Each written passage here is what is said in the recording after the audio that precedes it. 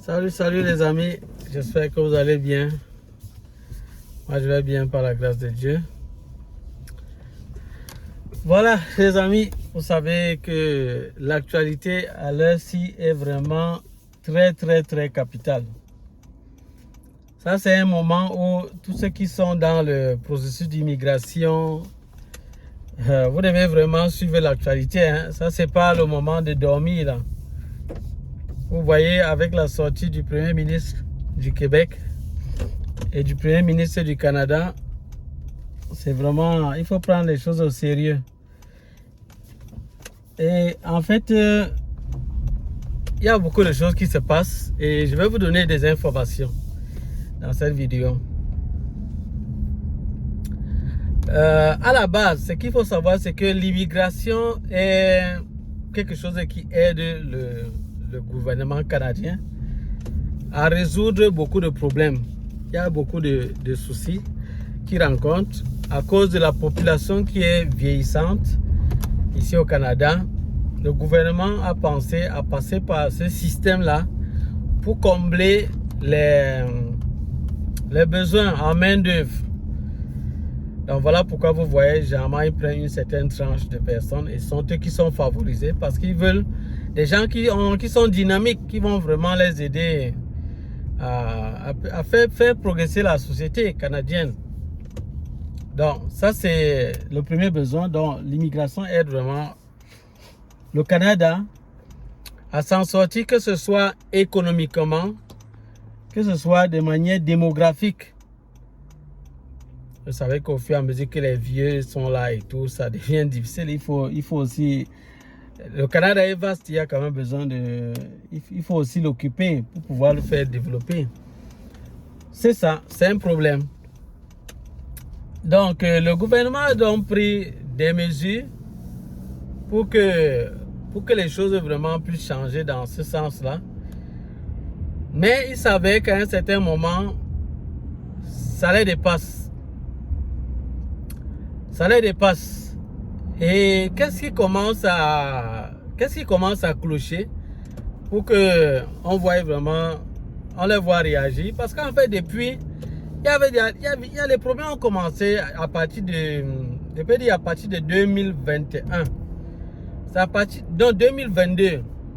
C'est à partir de 2022 que les problèmes ont commencé à s'accentuer. Donc ça a commencé, donc en fait ils ont commencé à faire venir beaucoup de gens en grande quantité, surtout les gens ayant les visas temporaires là, c'est-à-dire les gens qui ont le permis de travail temporaire, ou bien les étudiants, et même les réfugiés. Il y a eu d'autres qui sont venus en tant que réfugiés. Tout ça c'est dans le même cadre là. Et à ce moment, les problèmes ont commencé juste un peu après. Donc il y a eu 2022, 2023, ça a continué, 2024. Vous savez, le gouvernement avait même pris certaines mesures en parlant d'un objectif de 480 000 immigrants. À peu près, les chiffres exacts, vous pouvez le voir dans le site canada.ca. Si vous voulez avoir les chiffres exacts et tout. Et ils ont plafonné, je crois, quelque chose de 500 000 immigrants en 2024 et ça va être comme ça jusqu'en 2025, 2026. Ils ont sorti un certain calendrier là pour faire venir des gens. Et là, plusieurs personnes sont entrées dans le pays et ils savaient que ça devient déjà compliqué. Qu'est-ce qui crée le problème? Premier problème, le problème du logement. Je vous assure, trouver le logement est devenu difficile. Et même quand vous trouvez, c'est cher.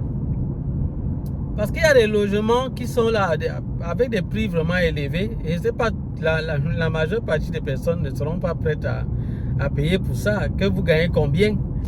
Hein? Donc le coût de la vie étant élevé, ça devient difficile de pouvoir prendre ce genre de logement là. Mais il y a des gens qui payent ça parce qu'ils en ont les moyens.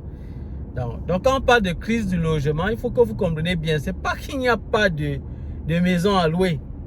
Il y a des maisons. Mais le problème c'est que parfois pour les maisons moyennes là, vous pouvez être, lorsqu'il y a vraiment une qui est disponible, vous êtes peut-être 4 ou 5 dessus. Donc du coup, ça devient difficile. Lorsque vous n'arrivez pas à prendre celui-là, vous voulez chercher un autre, ça devient compliqué. Donc c'est pas évident. C'est pas évident parce que là, vu que la demande est grande, les bailleurs, qu'est-ce qu'ils ont fait? Ils ont augmenté le montant du loyer. Avant, c'était dans les grandes villes. Comme il y avait beaucoup de personnes là-bas, au fur et à mesure, d'autres personnes disent, bon, allons-y dans les petites villes, dans les petites villes. Mais même là-bas, au fur et à mesure, le loyer ne fait qu'augmenter, grimper. Vous comprenez un peu? Donc, du coup, ça rend la vie difficile. Et là, même les Canadiens sont déjà en train de subir par rapport à ça. Les Canadiens ont du mal eux-mêmes à se loger maintenant. Ça devient difficile. Ça devient difficile. Ça, c'est le premier problème. Deuxième problème, difficulté au niveau de la santé et de l'éducation et même des services sociaux. C'est devenu difficile parce qu'il y a beaucoup de monde. Ça devient difficile. Il faut du personnel pour s'occuper de ces personnes, pour s'occuper des gens qui sont malades. Les hôpitaux sont bondés et il faut du personnel qualifié. Maintenant, la difficulté, c'est que ceux qui immigrent, qui viennent ici au Canada, avec des diplômes, parfois les diplômes ne sont pas reconnus. Vous voyez un peu, c'est pas reconnu. Ils font l'équivalence et on leur met peut-être un niveau vraiment qui est tellement bas. Du coup, il faut encore retourner faire des formations.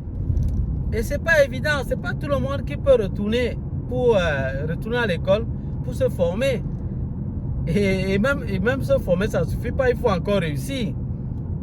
Comme il y a des gens qui se disent souvent que l'école est trop facile au Canada, non, détrompez-vous. Ça prend vraiment d'être vraiment discipliné, engagé pour réussir. Donc si on vous a dit ça, sachez que c'est faux. Donc vous voyez, voilà autant de problèmes. Donc au niveau de la santé, c'est pas évident. Il n'y a pas assez de personnel pour s'occuper des gens. Il y a beaucoup de personnes. Les immigrants qui arrivent ici, il y a des naissances et tout. Ça fait que la population s'agrandit et les services mis en place ne sont pas vraiment assez développés et prêts pour pouvoir vraiment parer à tout ça. Sacré problème. Et là, encore, les Canadiens se plaignent. Ils se plaignent parce que pour être servi parfois dans certains hôpitaux, c'est difficile. Vous allez aux urgences, parfois vous devez attendre 1 heure, 2 heures avant de rencontrer le médecin. Le médecin aussi, c'est pas sa faute. C'est pas sa faute parce que c'est pas parce qu'il ne veut pas vous servir. C'est juste qu'il y a beaucoup de personnes qu'il doit gérer. Et il doit aller en termes de priorité. Parce que quand tu arrives là-bas, tu vas passer par ce qu'on appelle le triage. C'est un système qui trie les gens en fonction des signes vitaux. On essaie de prendre tes signes vitaux pour voir est-ce que tu es plus en danger, pour voir vraiment ton niveau de ta situation. Est-ce que tu es dans une situation vraiment hyper urgente? Il faut absolument qu'on intervienne là. Et d'autres cas, est-ce que c'est moyen? Est-ce que donc c'est la machine qui identifie ça à l'aide des signes vitaux. Et là, on te met à un certain niveau pour être vu par le médecin. Et le médecin se base sur ça pour avancer. Peu importe, si tu es en train de crier, tu pleures, c'est ton problème. Si tu cries et tu pleures, c'est ton problème. Il ne va pas regarder ça, il regarde beaucoup plus ces signes vitaux là. C'est ça qu'il regarde.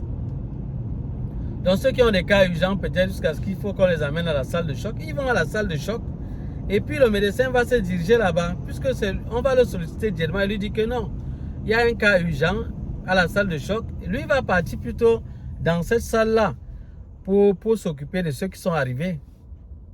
Je ne sais pas si vous comprenez un peu. Je ne sais pas si vous comprenez. Parce qu'il faut bien comprendre la situation. Et il faut bien rester à l'affût. Je vais vous donner des informations au fur et à mesure. Donc restez vraiment connectés. Il y a beaucoup de monde à cause de cela. Le nombre d'immigrants temporaires qui sont entrés durant les années que je vous ai citées, C'est énorme, les amis. Vous ne pouvez pas imaginer le nombre d'étudiants qui sont entrés ici au Canada. Le nombre d'étudiants, c'est énorme. Les travailleurs temporaires, parce que les entreprises, à un certain moment, sont entrées dans un système que je ne comprends pas. C'est-à-dire qu'elles veulent vraiment absolument avoir la main-d'œuvre moins chère. Moins chère. Moins cher. Parfois, on peut prendre les gens à l'extérieur. Juste parce que pour eux, on va les imposer un taux. Ils vont accepter parce qu'ils veulent à tout prix immigrer. Oui, c'est d'où viennent ces histoires que vous entendez souvent, que les gens vendent les permis de travail à 5 millions, 8 millions. Tout ça, ils négocient avec des entreprises. Ils négocient avec des entreprises. Ça rend la tâche difficile, les amis. Ça rend la tâche difficile. Ça rend la tâche difficile. Hein? Donc, vous voyez déjà le nombre d'immigrants temporaires a augmenté de manière énorme. De manière énorme. Les visiteurs ou les pseudo-visiteurs qui sont entrés aussi là comme ça, disant qu'ils viennent visiter le Canada, mais ils étaient combien? Ils étaient très nombreux. Ils étaient très nombreux à entrer. Et ce n'était pas évident. C'était pas évident de recueillir tout cela. Vous voyez que vous allez faire comment? Avec toutes ces populations, d'autres viennent, ils se mettent à accoucher. Donc pour ces années, le nombre a augmenté et du coup, même au niveau de la santé, c'était compliqué parce que, mais au fur et à mesure, il faut recruter de nouveaux enseignants. Et vous savez, l'enseignement ici au Canada, c'est un métier réglementé. Ça veut dire qu'on ne prend pas n'importe qui pour enseigner. Du coup, ça devient complexe. Ça devient complexe. Il faut des enseignants. Et il faut des enseignants qualifiés. Vous comprenez? Avec tout ce nombre-là, il faut de nouvelles écoles, il faut de nouveaux enseignants. Mais ce n'est pas évident. Les écoles se retrouvent à être bondées. On manque d'enseignants. La vie devient compliquée. Vous comprenez? La vie devient compliquée. Là également, ça affecte les Canadiens. Ça affecte les Canadiens. Parce que pour enseigner, ça prend, il y a beaucoup de choses qu'on va examiner sur vous. Vous allez même parfois passer des tests. Hein? Et dans d'autres cas, vous allez devoir avoir le permis d'enseigner et tout. Et ça prend des démarches qui ne sont pas aussi faciles. Vous pouvez prendre ça, vous pouvez prendre des mois et des mois pour avoir cette autorisation. Donc du coup, vous voyez, ça devient difficile. Ça devient difficile. C'est sans compter que ces élèves-là sont des casse-têtes parfois avec la loi. Les lois qui sont instaurées ici, ça ne devient pas évident. Donc parfois même certains qui sont qualifiés fuient le métier d'enseignant à un certain moment. Parce qu'ils en ont marre. Ceux qui sont enseignants savent de quoi je parle. C'est difficile. Donc, les services sociaux, c'est pareil. Il faut prendre soin de toutes ces populations et ce n'est pas facile. Donc, tout n'est pas mis sur pied pour pouvoir supporter tout ça. Du coup, c'est compliqué. Du coup, c'est compliqué. Au niveau de l'emploi maintenant, deuxième type de problème également qui a commencé à déranger. Au niveau de l'emploi, vu qu'il y a beaucoup de monde qu'on prend, les gens qu'on prend à l'extérieur, pourtant ceux qui sont là pouvaient faire le travail, mais comme on veut ceux qui sont moins chers, on prend ceux qui sont moins chers, on les fait venir.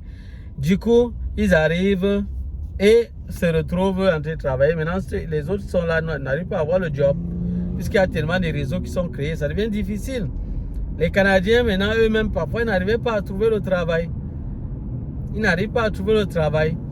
Là encore, ça dérange, vous voyez, ça dérange. Le coût du loyer augmente, les services même, ce n'est pas évident. Tout, vous voyez que la vie ça devient instable, là. Ça devient instable. Vous n'avez pas le job, vous allez payer le loyer comment? Vous allez payer toutes les charges là comment? Les amis, vous-même, mettez-vous à la place des Canadiens, c'est comment? Les gens vont se plaindre. Voilà pourquoi il y a beaucoup là qui se plaignent. Et ils se retrouvent en train de mettre la pression sur le gouvernement et dire que non, c'est trop, c'est faux. Essayer de voir comment faire quelque chose. C'est vrai, on veut combler un besoin, mais en même temps, c'est peut-être, on a peut-être accueilli peut-être plus de gens qu'il n'en fallait.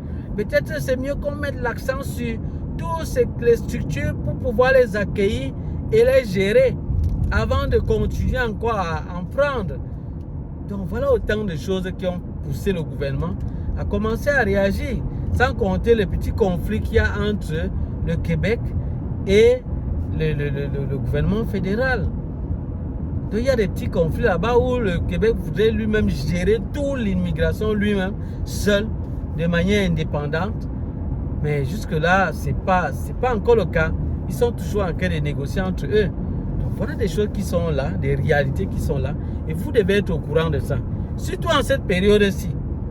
Vous devez être au courant. Donc restez à l'affût de l'information. De temps en temps, je vais vous donner des informations par rapport à l'évolution des choses. Parce que beaucoup de choses vont changer dans l'immigration. Beaucoup de choses vont changer. Comme vous voyez, ils sont en train de prendre des mesures.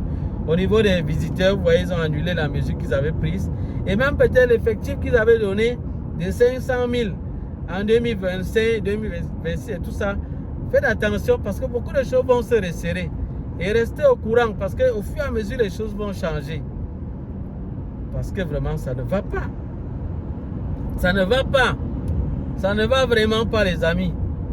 Et quand moi, je passe le temps à dire que voilà les réalités qu'il y a au Canada et tout, d'autres sont là pour dire non, tu veux décourager les gens, tu mens, tu veux seulement faire ci, tu veux faire ça parce qu'ils veulent vous tromper pour prendre votre argent. Faites très attention maintenant aux agences qui vont être là derrière vous pour dire on va vous prendre l'argent pour ci, ça. Faites attention, les amis. C'est ça, les amis. Je vais m'arrêter là pour cette vidéo. Suivez les autres vidéos parce que je vais vous donner d'autres communications par rapport à ça. Toutes les informations qui vont vous aider par rapport à ça, je vais le faire. Et ces gens-là qui veulent gâter tous les visas, bloquer tout le Canada, pardon, vraiment arrêtez de faire ça. Partagez la vidéo au maximum pour sensibiliser, pour qu'on laisse au moins ceux qu'on peut encore laisser entrer ici, s'il vous plaît. Partagez ça au maximum. Partagez au maximum. Et pour les groupes que j'ai créés, n'hésitez pas d'entrer. Mais pour entrer, vous avez dit, mettez en commentaire, on est ensemble. Avec les deux numéros et les deux premiers chiffres et les deux derniers chiffres de votre numéro de téléphone. Et là, je saurai qu'on est ensemble. Ceux qui sont dans les groupes, soyez patients. Patientez, parce qu'il y a des gens qui sont pressés. Ceux qui sont pressés, sortez. Sortez du groupe, pardon. C'est la patience ici au Canada et dans tout ce que vous allez faire.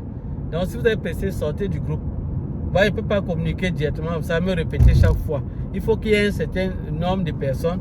Là, on communique une fois, on fait tout une fois ensemble. Là, on vous aide, on avance rapidement. Donc, c'est pour ça que je demande qu'on atteigne un certain effectif, patience. Donc, ceux qui sont pressés, sortez du groupe. Sortez du groupe. Personne, on ne saura même pas que on ne sera même pas au courant. Vous allez sortir tout simplement. Il n'y a aucun problème. C'est ça, les amis. Ce sera tout pour cette vidéo. Que la grâce de Dieu soit avec vous. Que la paix de Dieu soit avec vous. Pour ceux-là qui servent le Seigneur. Et que Dieu vraiment vous bénisse dans votre processus d'immigration et d'insertion ici au Canada. Je vais vous aider autant que cela sera possible par la grâce de Dieu. Et on se dit à bientôt pour d'autres vidéos. Bye bye.